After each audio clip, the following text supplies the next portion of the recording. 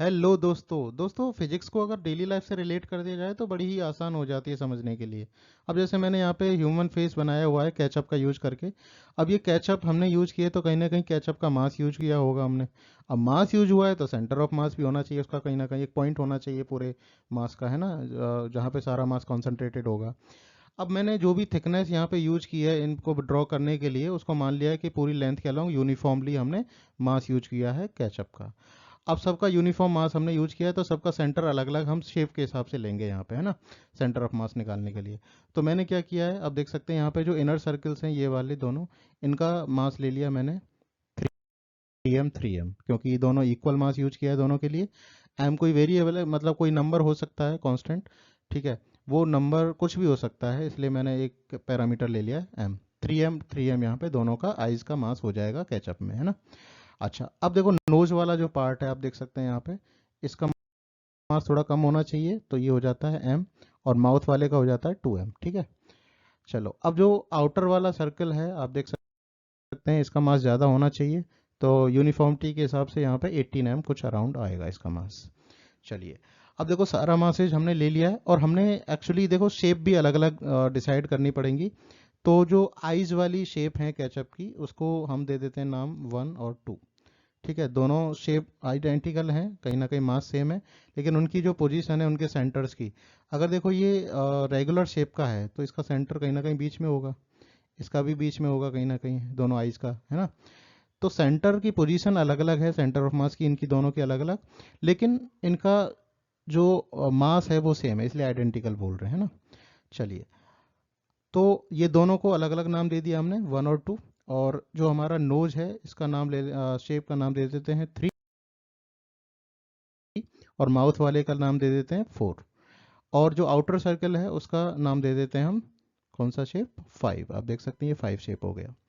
चलिए, अब देखो हमारे सेंटर्स डिफरेंट शेप्स, मतलब हमारे पास 5 शेप हैं टोटल। इन पांचों शेप्स में सबका अलग अलग सेंटर होगा, है ना। देखो आप देख सकते हैं क्योंकि यूनिफॉर्मली रेगुलर शेप की हमारी ये केचप से ड्रॉ की है हमने, तो डेफिनेटली इनका जो सेंटर होगा एकदम मिड पॉइंट होगा, बीच में होगा कहीं ना कहीं। तो आइज दोनों का सेंटर ऑफ मास हम ले लेते हैं, फर्स्ट वाली शेप का कहीं ना कहीं यहाँ होगा, सेकंड वाली का यहाँ हो जाएगा। अब ये नोज है, बीच में कहीं ना कहीं होगा इधर, ठीक है। माउथ वाले का, क्योंकि इसको भी हमने यूनिफॉर्मली डिस्ट्रीब्यूट किया है मास को, तो यहाँ पे बीच में कहीं ना कहीं हो जाएगा इसका सेंटर। और ये जो सर्कल आप देख रहे हो ये पूरा बाहर वाला, ठीक है, इस बाहर वाले सर्कल का भी सेंटर ऑफ मास कहीं ना कहीं सिमेट्री के हिसाब से देखा जाए तो ये नोज वाले सेंटर की तरफ कोइंसाइड करेगा, मतलब यहाँ पे जहाँ पे नोज का हमारा सेंटर ऑफ मास, नोज वाले का थर्ड शेप का सेंटर ऑफ मास है, वहीं पे ये सर्कल वाला आउटर सर्कल का जो सेंटर ऑफ मास है वही वहीं पे होगा, मतलब दोनों कोइंसाइड करेंगे, ओके। चलो, तो ये हमारा एक्स एक्सिस हो गया। देखो थोड़ा सा कलर चेंज करके बता देता हूँ, ये ओरिजिन है थर्ड वाला शेप का, तो इसका ये वाला एक्स एक्सिस हो जाएगा और ये हो जाएगा वाई एक्सिस। तो एक्स और वाई कहाँ पे मिल रहे हैं, थर्ड वाले शेप के सेंटर ऑफ मास पे मिल रहे हैं कहीं ना कहीं। तो अब देखो इसको हवा बना के उड़ा देते हैं और इसको सॉल्व कर देते हैं सेंटर ऑफ मास के हिसाब से। तो चलिए पहले सारे जो भी हमारे पास शेप्स हैं उनका अलग अलग सेंटर ऑफ मास लिख लेते हैं, ठीक है। फिर उनको पॉइंट मास की तरह ट्रीट करेंगे, क्योंकि सेंटर ऑफ मास पता चल जाएगा तो फिर हम उनको डिस्क्रीट सिस्टम के हिसाब से पॉइंट ऑफ मास ट्रीट कर सकते हैं, ठीक है। चलिए, अब देखो शेप 1 के लिए सेंटर ऑफ मास लिख लेते हैं, शेप 1 का सेंटर ऑफ मास लिखते हैं। तो शेप 1 को अगर आप देखेंगे तो आपको पता चल जाएगा कि ये कहीं ना कहीं सेकंड क्वाड्रेंट में है, क्योंकि अगर ये सेंटर है, ओरिजिन है, तो इसके हिसाब से देखा जाए तो पहली वाली जो शेप है वो सेकंड क्वाड्रेंट में, जहाँ पे एक्स एक्सिस हमारा नेगेटिव हो जाएगा और वाई एक्सिस पॉजिटिव हो जाएगा, इसका वाई कोऑर्डिनेट। और ये सिमेट्रिक है कहीं ना कहीं दोनों एक्सिस से, तो इसके सेंटर ऑफ मास कुछ मान लेते हैं हम, एक्स एक्सिस नेगेटिव -a और वाई एक्सिस +a, क्योंकि सेकंड क्वाड्रेंट में मैंने ए इसलिए लिया है, कोई भी रैंडम वो नंबर हो सकता है, कोई भी डिजिट हो सकती है, अभी हमने वैल्यू नहीं ली है ना। चलो, ऐसे ही शेप 2 के लिए देख लेते हैं, शेप 2, इसके कोऑर्डिनेट्स जो आएंगे वो कुछ सेकंड क्वाड्रेंट के हिसाब से दोनों पॉजिटिव आने चाहिए, और ये भी सिमेट्रिक है ओरिजिन के हिसाब से, तो इसका हो जाएगा +a and +a, x coordinate भी ए और वाई कोऑर्डिनेट भी हमारा ए हो जाएगा, ओके। चलो, अब बात करते हैं शेप 3 की। तो शेप 3 तो हमारा कहीं ना कहीं ओरिजिन पे ही है ना, उसका सेंटर ऑफ मास के कोऑर्डिनेट लिख रहे हैं बेसिकली हम, है ना, पूरे शेप के। तो शेप 3 हमारा कहीं ना कहीं क्या है, ओरिजिन पे है तो इसके कोऑर्डिनेट हो जाएंगे 0 एंड 0। ओके, ऐसे ही शेप 4 के अगर देखा जाए, शेप 4 के कोऑर्डिनेट हम लिख लेते हैं। शेप 4 के कोऑर्डिनेट क्या हो जाएंगे देखो। अब देखो ये कहीं ना कहीं आपको लग रहा है कि इसका सेंटर ऑफ मास जो होगा ओरिजिन के जस्ट नीचे, ये जो ओरिजिन है ना थर्ड शेप का, इसके जस्ट नीचे इसका पॉइंट है सेंटर ऑफ मास का, फोर्थ शेप का। तो वाई एक्सिस के मतलब ओरिजिन के जस्ट नीचे, और एक्स तो यहाँ पे जीरो हो गया इसका मतलब, तो एक्स तो जीरो हो जाएगा फोर्थ शेप के लिए, लेकिन वाई नेगेटिव हो जाएगा क्योंकि आप देखो ये एक्स एक्सिस है और ये ऊपर वाई एक्सिस है। तो ये जो पॉइंट है फोर्थ शेप का ठीक है, सेंटर ऑफ मास, वो कहीं ना कहीं वाई एक्सिस पे लाई कर रहा है लेकिन ओरिजिन से नीचे, तो वो नेगेटिव होगा। तो इसको हम ले लेते हैं -a। ठीक है, चलिए। तो ये काफ़ी सिमिलर से डिजिट्स हैं, मतलब डिजिट हमने बेसिकली ज़्यादा कॉम्प्लिकेटेड नहीं लिए, बस तरीका समझना है हमें यहाँ पे कैसे सॉल्व करेंगे इस क्वेश्चन को। ओके, तो सब सारे शेप्स के हमें सेंटर ऑफ मास पता चल गए हैं इधर।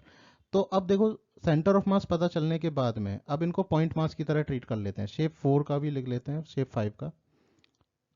5 का सेंटर ऑफ मास लिख लेते हैं। तो वो भी कहीं ना कहीं ओरिजिन पे होगा तो 0 एंड 0 हो जाएगा। तो हमारे पास 5 सेंटर ऑफ मास हो गए अलग अलग शेप के, तो हम इनको 5 पॉइंट मास की तरह ट्रीट कर सकते हैं। सबके एक्स कोऑर्डिनेट हमें पता है, सबके वाई कोऑर्डिनेट हमें पता है। अब इनके सारे शेप्स जो हमने यूज किए हैं, इनका अगर हमने कंबाइंड एक सिस्टम बनाया है, तो इस कंबाइंड सिस्टम का सेंटर ऑफ मास कहाँ होगा, उसके एक्स और वाई कोऑर्डिनेट कहाँ होंगे, तो उसको हमें देखना पड़ेगा, है ना। तो पूरे सिस्टम का सेंटर ऑफ मास का एक्स कोऑर्डिनेट, मतलब जो भी हमारा ये जो ह्यूमन फेस हमने बनाया है, स्माइली बनाया है, इसका सेंटर ऑफ मास हमने निकालना है एक्स और वाई कोऑर्डिनेट, उसका एक्स सी ओ एम क्या होगा, मतलब एक्स कोऑर्डिनेट क्या होगा सेंटर ऑफ मास का। तो इसका सीधा फॉर्मूला ये है, डिस्क्रीट सिस्टम के लिए हमें पता है जितनी भी शेप्स हैं उनका मास ले लो और उसके कॉरेस्पॉन्डिंग जो एक्स कोऑर्डिनेट है उससे मल्टीप्लाई कर दो और सबको ऐड करके टोटल मास से डिवाइड कर दो, ये फॉर्मूला है। तो एक्स कोऑर्डिनेट का सेंटर ऑफ मास क्या हो जाएगा, सेंटर ऑफ मास का एक्स कोऑर्डिनेट m1 x1, मतलब पहली शेप के लिए, दूसरी शेप के लिए हो जाएगा m2 x2, तीसरी शेप के लिए हो जाएगा m3 x3, likewise m4 x4 plus m5 x5, right, upon, अब देखो हमारे पास जितने भी शेप्स हैं उनका अलग अलग मास भी हमें पता ही है, तो सबके मासेस का समेशन हम कर देंगे, m1 plus m2 plus m3 plus m4 and last one is m5। Alright, अब देखो जो भी वैल्यूज हैं, हमें सारे मास भी पता है और एक्स कोऑर्डिनेट भी पता है, तो वो सारी वैल्यूज हम इसमें लिख देते हैं। तो एक्स कोऑर्डिनेट कुछ ऐसा आ जाएगा वैल्यू रखने के बाद, m1 मतलब पहली शेप का मास, तो वो हमने देखो यहाँ पे क्या लिया था 3m, तो इसको लिख लेते हैं 3m इंटू x1, इसका क्या है -a, ठीक है, इसको लिख लेते हैं -a। ओके, प्लस m2 हमारा अगेन दूसरी शेप का मास है, वो हो जाएगा 3m, एंड x2 इसका x कोऑर्डिनेट वो क्या है, a है, ठीक है, प्लस में a है।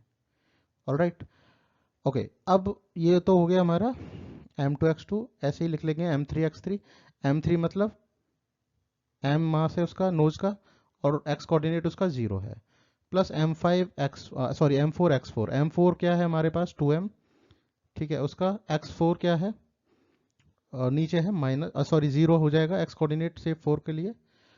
और ऐसे ही देखो हमारी जो ऊपर वाली जो आउटर सर्कल है उसका m5 हो जाएगा 18m, और इसका जो एक्स कोऑर्डिनेट है वो हो जाएगा 0। ठीक है, नीचे टोटल मास से हम डिवाइड करेंगे। ठीक है, अब पेज टर्न कर लेते हैं, थोड़ा स्पेस ले लेते हैं इसमें। ठीक है, तो अभी फाइनली जो हमारा एक्स कोऑर्डिनेट आएगा सॉल्व करने के बाद में, है ना, तो पहली शेप के हिसाब से कितना आ जाएगा 3m इंटू -a, दूसरी शेप के लिए हो जाएगा 3m इंटू प्लस a, तीसरी शेप के लिए हो जाएगा 0, क्योंकि यहाँ पे एक्स कोऑर्डिनेट इसका 0 है। ठीक है, ओके, और फोर्थ शेप के लिए देखें तो फोर्थ शेप के लिए क्या हो जाएगा, वो भी 0 हो जाएगा क्योंकि इसका एक्स कोऑर्डिनेट 0 है, वाई में आ रहा है बस, तो वो भी 0 हो गया। फिफ्थ शेप का भी 0 हो गया। ठीक है, तो ये थोड़ा आसान हो जाता है हमारे लिए। अपॉन टोटल मास देख लेते हैं, तो टोटल मास हमारा क्या आएगा, देखो टोटल मास क्या आ जाएगा, सारे जो भी शेप्स हैं उनका अलग अलग मास ऐड कर देंगे हम, तो 3m प्लस 3m, मतलब पहली दूसरी का ऐड कर दिया, फिर तीसरी क्या है m, फोर्थ क्या है हमारे पास 2m, फिफ्थ वाली क्या है 5 सॉरी 18 m। तो ये सारे मासेज हमने ऐड कर दिए नीचे, है ना। अगर आप देखें यहाँ पे 3m और -a 3m इंटू -a को मल्टीप्लाई करेंगे तो -3ma आएगा, और इधर भी क्या आ रहा है +3ma आ रहा है। तो कहीं ना कहीं ये भी ऊपर जीरो ही हो रहा है, ठीक है। हमें पहले भी लिख देना चाहिए था इसको, लेकिन अभी हमको क्या दिख रहा है, ये जीरो सॉल्व करने के बाद में, है ना। तो -3ma + 3ma हो गया जीरो, और नीचे क्या आ जाएगा, जो भी मास आ रहा है वॉट एवर इट इज, तो हमारा एक्स कोऑर्डिनेट तो कहीं ना कहीं जीरो ही आएगा, ठीक है। तो एक्स कोऑर्डिनेट आ चुका है हमारा सेंटर ऑफ मास का। अब ऐसे ही हम क्या निकालेंगे, वाई कोऑर्डिनेट निकालेंगे सेंटर ऑफ मास का। तो वाई कोऑर्डिनेट के लिए भी हमें वही तरीका यूज करना है जहाँ पे एक्स यूज किया था एक्स यू एम के लिए, अब वाई कोऑर्डिनेट यूज कर लेंगे सेम तरीके से। तो लिख देते हैं सारी वैल्यूज। तो पहली शेप के लिए मास तो वही रहेगा 3m, इसका वाई कोऑर्डिनेट हो जाएगा प्लस में a, ओके। प्लस दूसरी शेप के लिए मास 3m, वाई कोऑर्डिनेट इसका हो जाएगा a। थर्ड शेप के लिए, क्योंकि ओरिजिन पे थी वो तो जीरो ही लिख दूं सीधा उसको, प्लस फोर्थ शेप के लिए देखें तो फोर्थ शेप का जो हमारा मास है वो तो है 2m, और हमारा जो y कोऑर्डिनेट है वो है हमारा -a, तो ये हो जाएगा -a।